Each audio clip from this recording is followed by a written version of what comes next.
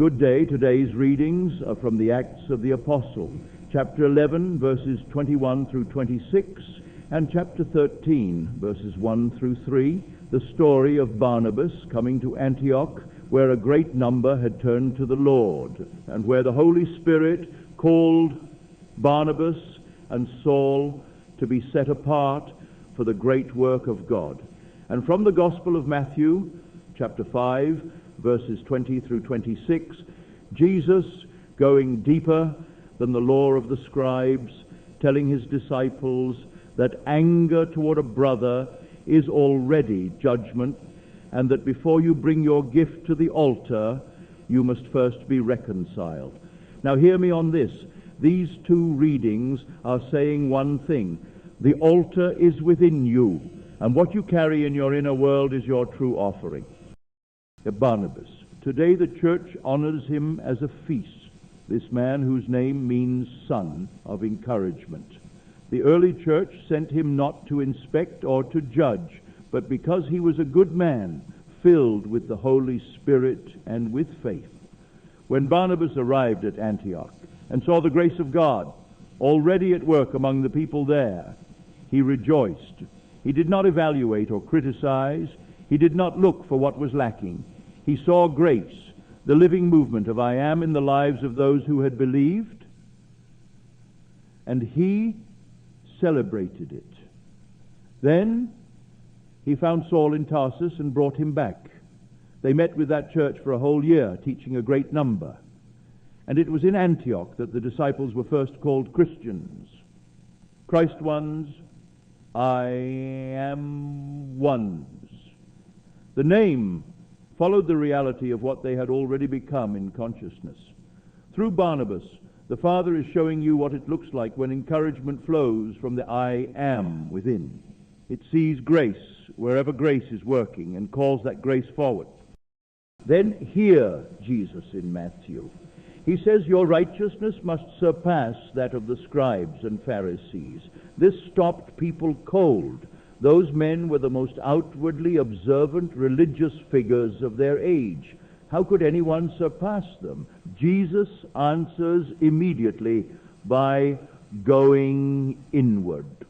You have heard it said, do not kill, but I say to you, anger toward your brother is already the act in consciousness. Contempt, dismissal, calling someone a fool, this is Gehenna in the inner world. Jesus is not adding more rules to an already heavy list. He is revealing what has always been true about the law. The inner state is the cause. The outer act is only its shadow, its crystallization in the world of Caesar. If murder is wrong, it is wrong because it proceeds from a state of rage and contempt. And that inner state is already the thing, fully alive in the kingdom of consciousness, already working its effect.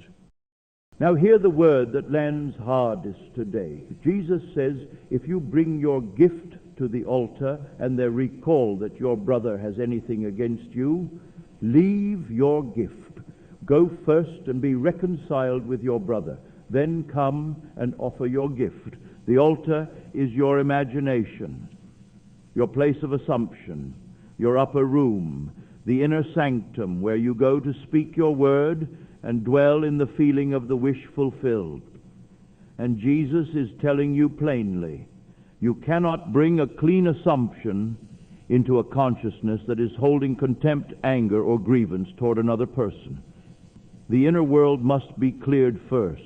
If you are rehearsing resentment, if somewhere inside you are calling someone a fool, dismissing them, nursing an old wound, that state does not vanish when you sit down to pray. It is already in the room. It is in the assumption itself. So here is your practice today.